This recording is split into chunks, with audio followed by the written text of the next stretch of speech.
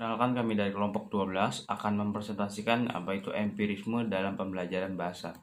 Dengan kelompok 12 dan dengan saya sendiri, Faisal Faiz dengan NPM 2020215330, dan ada Arini dengan NPM 202021500287, dan ada Nurjana dengan NPM 202021500189. Empirisme merupakan salah satu aliran dalam filsuf yang menekankan peranan pengalaman dalam memperoleh pengetahuan serta pengetahuan itu sendiri dan mengecilkan peranan akal. Istilah empirisme berasal dari kata Yunani yaitu empiria, yang berarti coba-coba atau pengalaman. Sebagai doktrin, empirisme adalah lawan dari rasionalisme. Filsafat empirisme tentang teori akal makna amatlah berdekatan dengan aliran positifisme. Dengan logis, filsafat Ludwig Wittgenstein, akan tetapi teori makna dari empirisme selalu harus dipahami lewat penafsiran atau pengalaman. Oleh karena itu, bagi orang yang berjiwa empirisme dapat dipahami sebagai gelombang pengalaman kesadaran, ataupun materi sebagai pola jumlah yang dapat diindra atau dihubungkan kualitas sebagai urutan peristiwa yang sama. Lalu di sini ada konsep pemikiran empirisme. Ada dua ciri pokok empirisme, yaitu mengenai teori tentang makna dan teori tentang pengetahuan.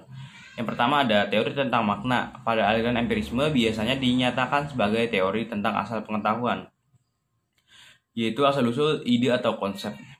Pada abad pertengahan, teori ini diringkas dalam rumus nihil is intellectio, atau tidak ada sesuatu di dalam pikiran kita selain didahului oleh pengalaman.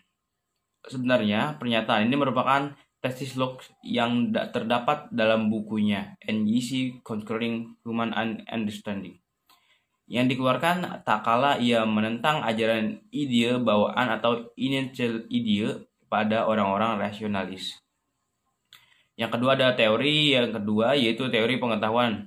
Dapat diringkaskan sebagai berikut. Menurut orang rasionalis, ada beberapa kebenaran umum seperti setiap kejadian tentu mempunyai sebab, dasar-dasar matematika, dan beberapa prinsip dasar etika.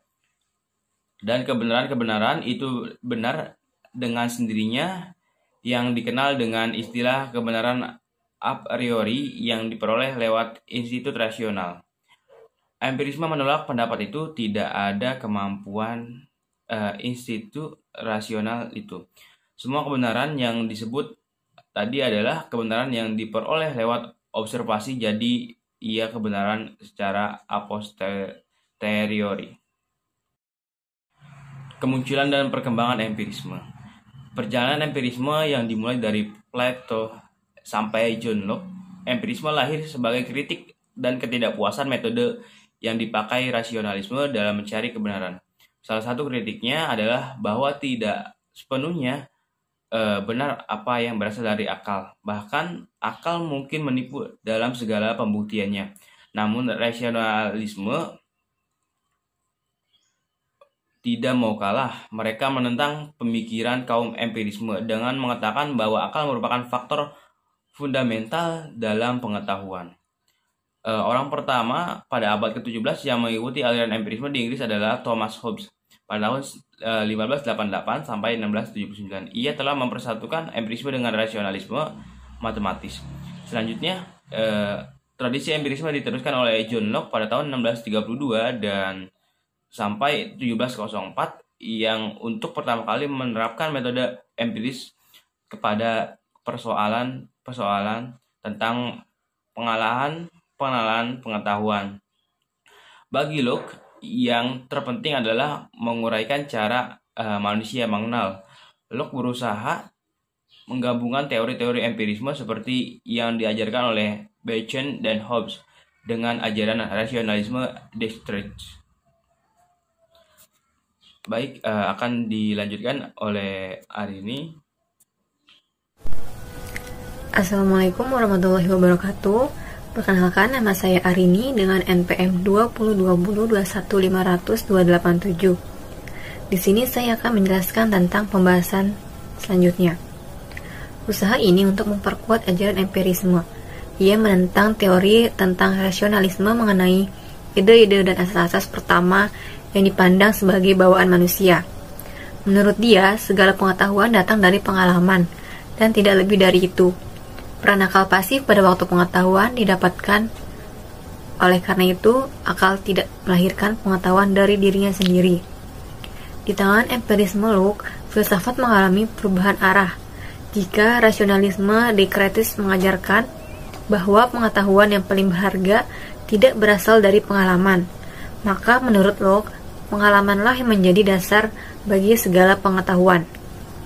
Pada abad ke-20, kaum empiris cenderung menggunakan teori makna mereka pada penentuan apakah suatu konsep itu diterapkan dengan benar atau tidak, bukan pada asal-usul pengetahuan.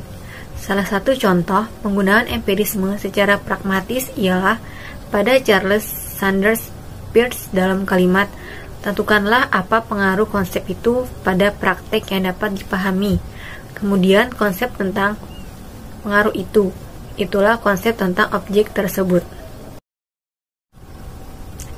Ajaran-ajaran pokok empirisme.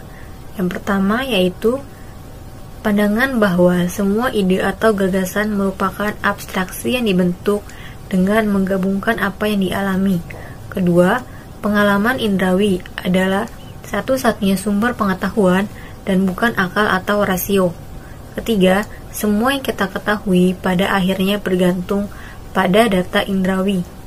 Keempat, semua pengetahuan turun secara langsung atau disimpulkan secara tidak langsung dari data indrawi, kecuali beberapa kebenaran definisional logika dan matematika.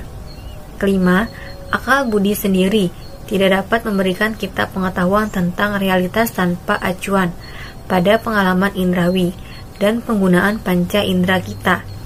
Akal budi mendapat tugas untuk mengolah bahan yang diperoleh dari pengalaman. Dan terakhir yaitu empirisme sebagai filsafat pengalaman, mengakui bahwa pengalaman sebagai satu-satunya sumber pengetahuan.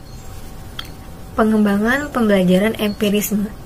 Pengembangan mengandung pengertian secara membuat tumbuh secara teratur untuk menjadikan sesuatu yang lebih besar, lebih baik, lebih efektif, dan sebagainya.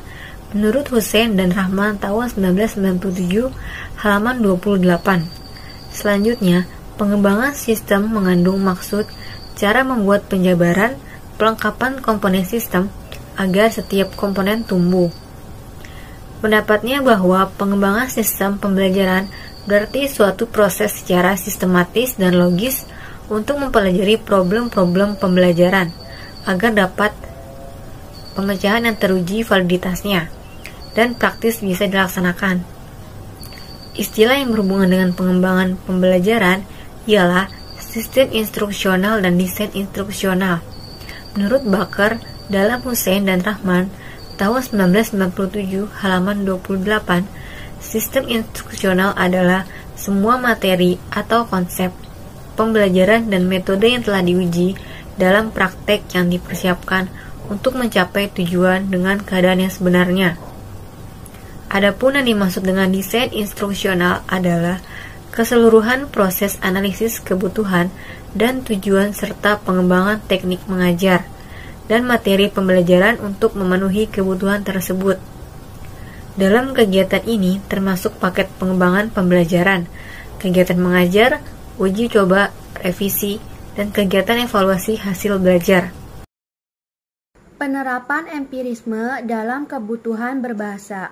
Aliran empiris menekankan pada pengaruh lingkungan terhadap kemampuan seseorang. Ilmu empiris mempunyai dua objek yang dikaji yang bertujuan untuk mendeskripsikan pengalaman dan menentukan prinsip umum yang bisa dijelaskan. Aliran ini menitikberatkan pada pengalaman yang didapatnya dari lingkungan, bukan pada kemampuan yang dibawanya sejak lahir. Teori tabula rasa yang mengibaratkan bahwa bayi yang baru lahir seperti kertas putih. Tabula rasa secara harfiah berarti kertas kosong, dalam arti belum ditulis apa-apa.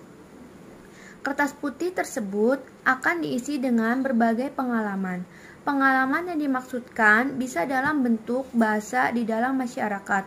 Contoh konkretnya, meskipun anak tersebut memiliki bahasa pertama yaitu bahasa Indonesia, tetapi ketika ia besar, ia berada di Amerika, ia akan mampu berbahasa Inggris yang diperolehnya dari lingkungannya.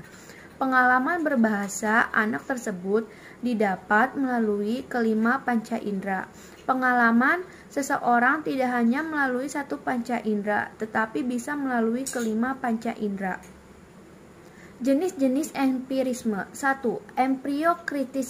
Kritisme. Yang kedua, empirisme logis, dan yang ketiga empirisme radikal. Empirisme dalam teori belajar bahasa kedua. 1. Teori belajar behavioris bersifat empiris, didasarkan atas data yang didapat diamati. Kaum behavioris berpendapat bahwa proses belajar pada manusia sama dengan proses belajar pada binatang. Kaum behavioris menganggap bahwa proses belajar bahasa adalah sebagian saja dari proses belajar pada umumnya. Menurut kaum behavioris, manusia tidak memiliki potensi bawaan untuk belajar bahasa. Kaum behavioris berpendapat bahwa pikiran anak merupakan tabula rasa yang akan diisi dengan asosiasi antara S dan R.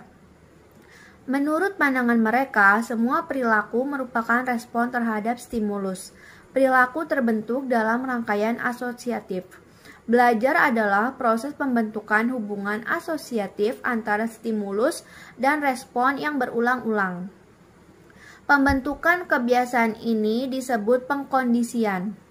Pengkondisian selalu disertai ganjaran sebagai penguatan asosiasi antara S dan R. Bahasa manusia merupakan suatu sistem respon yang canggih yang terbentuk melalui pengkondisian operan atau belajar verbal atau bahasa. Cukup sekian pemaparan dari kelompok kami, kurang lebihnya kami mohon dimaafkan. Wabillahi taufiq wal hidayah. Wassalamualaikum warahmatullahi wabarakatuh.